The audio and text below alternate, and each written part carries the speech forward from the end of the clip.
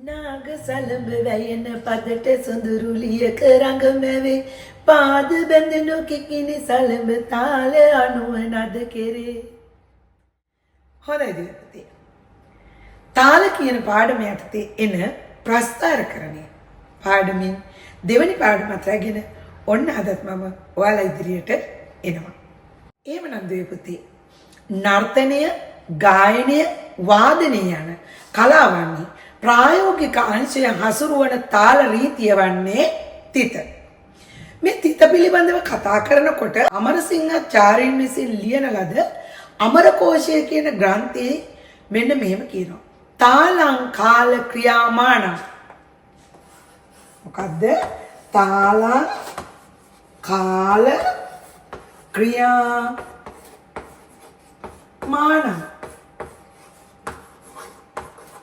මොකද තාලං කිව්වේ? තාලය. කාලය.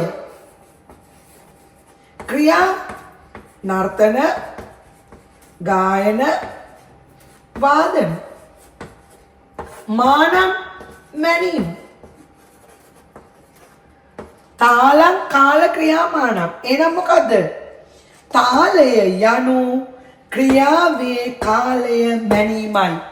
කොහොමද කියන්නේ? තාලය යනු ක්‍රියාවේ දෙක තාලය යනු ක්‍රියාවේ කාලය මැනීමයි. පැහැදිලිද?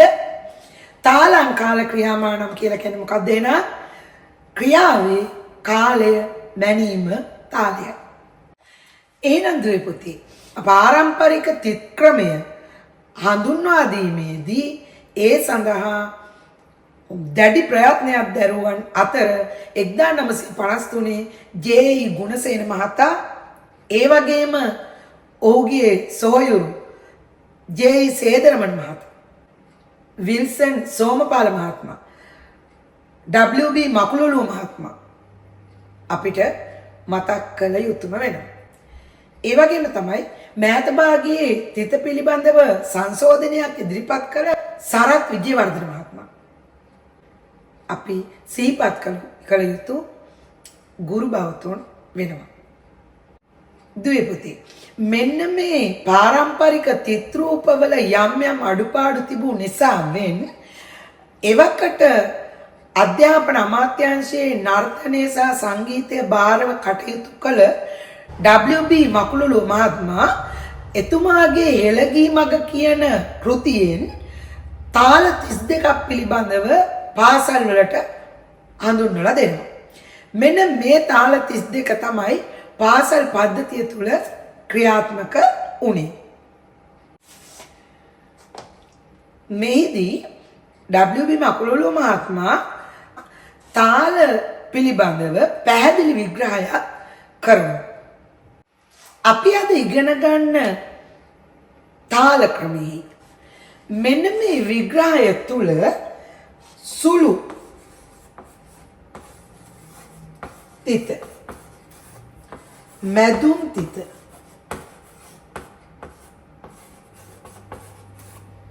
මහ තිත,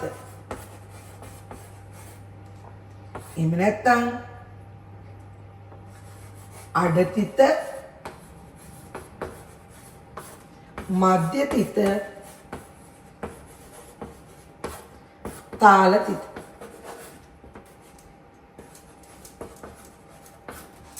කියලා ඔව් මූලික තිත් රූප තුනක් පෙන්වලා දෙනවා.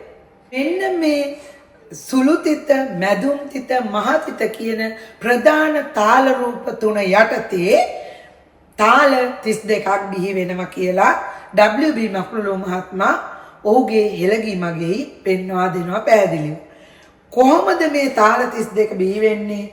තනි තිත, දෙතිත, තුන් තිත,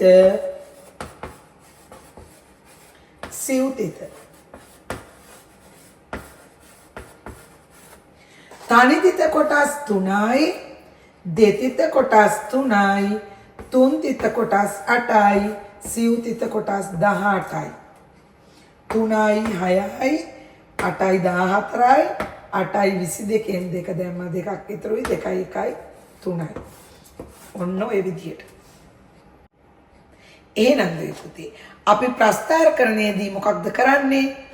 මෙන්න මේ තිත් රූප වලට අනුව අදාළ මාත්‍රා කැටි විභාග කොට දැක්වීමයි.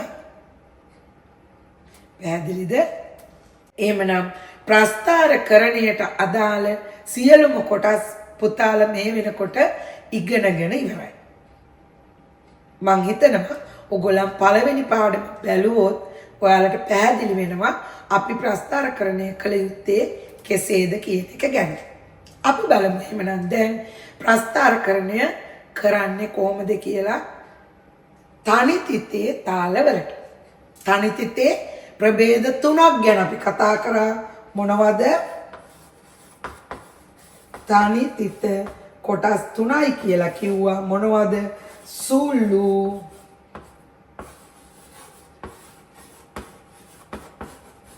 තනි තිත, මැදුම්, තනි තිත, මහා තනි තිත. ඔන්න එහෙනම් තනි තිතේ ප්‍රභේද 3යි. සුළු තනි තිත, මැදුම් තනි තිත, මහා තනි තිත. සුළු තනි තිත කියලා කිව්වේ අපි මාත්‍රා 2 අපේ පවුලි පුංචි මෙක්කෙනා. මැදුම් තනි තිත කියලා කිව්වේ මාත්‍රා 3. මහා තනි තිත කියලා කිව්වේ මාත්‍රා 4. එහෙමනම් මං අද ඔයාලට කියලා දෙනවා සුළු තනි තිතට ප්‍රස්ථාරයක් කරන්නේ කොහොමද කියන එක. තනි තිතේ කොටස් 3යි. ඒකේ පළවෙනි එක සුළු තනි තිත මාත්‍රා 2. මාත්‍රා 2න් දෙකට මත් කැටි විභාග කොට දක්වන්නේ කොහොමද කියන එක තමයි එහෙනම් අපි ඉගෙන ගන්න ඕනේ. අපි බලමු සුළු තනි තිතට ප්‍රස්ථාර කරන්නේ කොහොමද කියලා. සුළු තනි තිත කිව්වේ පුදුවේ පුතේ මාත්‍රා 2.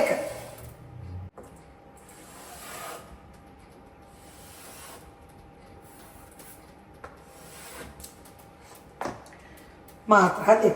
එහෙනම් 1 2 1 2 1 2 1 2. හැම වෙලාවකම අපි කිව්වේ තනි තිතේ තාලයකට අපි ආඝාතය තබන්නේ තෙයි කියලා. තාලම්පටින් තෙයි කියන එක. මාත්‍රා 2යි කිව්වේ අකුරු 2යි. එහෙමනම් අපි දාන්න ඕනේ අකුරු 2න් 2. දුලපතාලට තියෙනවා 6 ශ්‍රේණියේදී දොමි කිට්ට කිට්ට දොමි කියන බෙර පදය. කුන්ද ගත්ත ගත්ත දොම් කියන බෙර පදය. මතකයිද? අපි බලමු. එතකොට අපි තාල සංඥාව මතකයි මං කියලා දුන්න තාල සංඥාව. මෙහෙම ගහනවා නම් අපි තාල සංඥාව තෙයි. එහෙමනම් තනි තිතේ තාල රූපයකදී මෙන්න මේ සප්‍රාණ තිත තමයි තියන්නේ. මෙතනින් අපි දානවා තෙයි තෙයි තෙයි. පළවෙනි මාත්‍රය හැම වෙලාවෙම අපේ තාලයේ වදින්නේ පළවෙනි මාත්‍රය. 1 2 1 2 1 2 1 2. බලන්න කුඳ ගත ගත දොම් කියන එක මාත්‍රාවෙන් කරමු. කුඳ ගත ගත දොම්. අපි බලන්න ඕනේ දැන් මේකේ ඇදෙන මාත්‍රා තියෙනවද? නැහැ.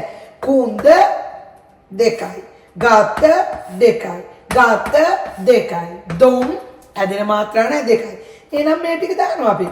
එක මාත්‍රයක් යටතේ කුඳ ගත ගත දොම්. පැහැදිලිද? කුඳ ගත ගත දොම්. තව බලන්න ඔයාලා දන්නවා දොමි කිට කිට දොමි. දොමි කිට කිට දොමි. දැන් මම එදා කිව්වා මේ බෙර පදයක් මුල සිට අග දක්වා වාදනය කිරීමේදී ගමන් කරන්නා වූ මේ වක්‍රාකාර ගමන් මගට අපි කියනවා ආවර්තයක් කියලා. එක් ආවර්තයක් තුල එක සමාන මාත්‍රා කැටි කීපයක් ගමන් කරයි නම් එය තනි තිතක්. එක් ආවර්තයක් තුල එක සමාන මත් කැටි කීපයක් ගමන් කරයි නම් එය තනි තිතක්. එහෙනම් මේ ආවර්තය කුඳ ගත දොම් කියන්නේ එක් ආවර්තයක්, දොමි කිට දොම් කියන්නේ එක් ආවර්තයක්. එක් ආවර්තයක් තුල මාත්‍රා දෙක එක සමාන මත් කැටි කීපයක් ගමන් කරයි නම් එය තනි තිතක්. කොහොමද බලමු දොමි කිට දොම් දාන්නේ? දොමි කිට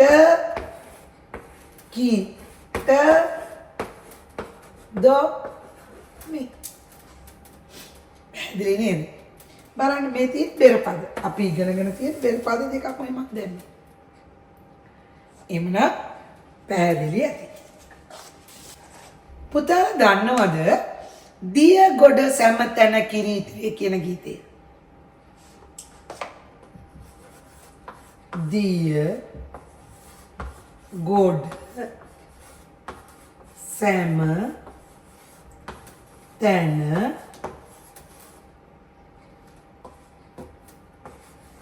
කිරි ඉතිරි. දැන් අපි ඉස්සෙල්ලාම බලන්න ඕනේ මාත්‍රා කීයෙන් කීයද තියෙන්නේ කියලා. දිය දෙකයි. නේද? ගොඩ දෙකයි. සෑම දෙකයි. තන දෙකයි. මේ වගේ ඇදෙන මාත්‍රා තියෙනවද? ලඝු මාත්‍රා මේ සියලුම තියෙන ලඝු මාත්‍රා. ගුරු මාත්‍රා අපි ඇදෙන මාත්‍රා ගුරු කිව්වා. කිරි ලඝු මාත්‍රා දෙකයි. ඉති දෙකයි රේ කියනකොට අන්න ගුරු මාත්‍රාවක් ඇවිල්ලා තියෙනවා. එහෙනම් මෙතන රේ කියන අකුරේ මාත්‍රා දෙකක් තියෙනවා. නේද? දෙකයි මේකේ දෙකයි. එන මාත්‍රා දෙකෙන් දෙකටයි මේක යන්නේ කියලා ඔයාලට පැහැදිලිව පේනවා. බලන්න ලියාගෙන යමු එහෙනම්.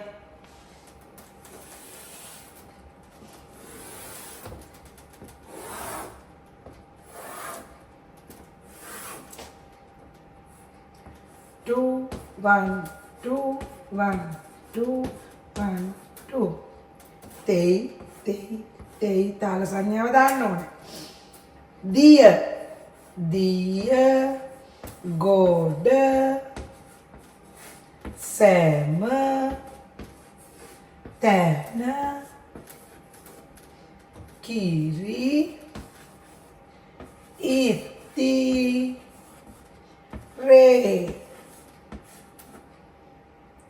S එකක් නැත්තම් ඉරක්. මෙතනත් දැන් අපිට ඔන්න ටිකට දානවා. දැන් කියන්නේ කොහමද? දිය ගොඩ සෑම තැන කිරි ඉතිරේ. පැහැදිලි? දිය ගොඩ සෑම තැන කිරි ඉතිරේ. පැහැදිලි නේද? ඔය වගේ අපිට ඕනම ගීතයක් ඕනම වන්නම ඕනම බෙර පදයක් රබම් පදයක් ප්‍රස්තාර කරන්න පුළුවන් වෙනවා. ඔයගොල්ලන්ට යම් ගැටලුවක් තියෙනවා නේද පුතේ? කමෙන්ට් තීරුවේ එය ඉදිරිපත් කරන්න. මම හැකියාවෙන් ඔයගොල්ලන්ට උදව් කරනවා. එහෙමනම් ඔයාලා හැමෝටම සුබ දවසක් කියලා ප්‍රාර්ථනා කරන ගමන් නැවතත් ප්‍රස්තාර කරන්නේ පාඩම සමගින් තුන්වැනි කොටසකින් අප හමු වෙමු.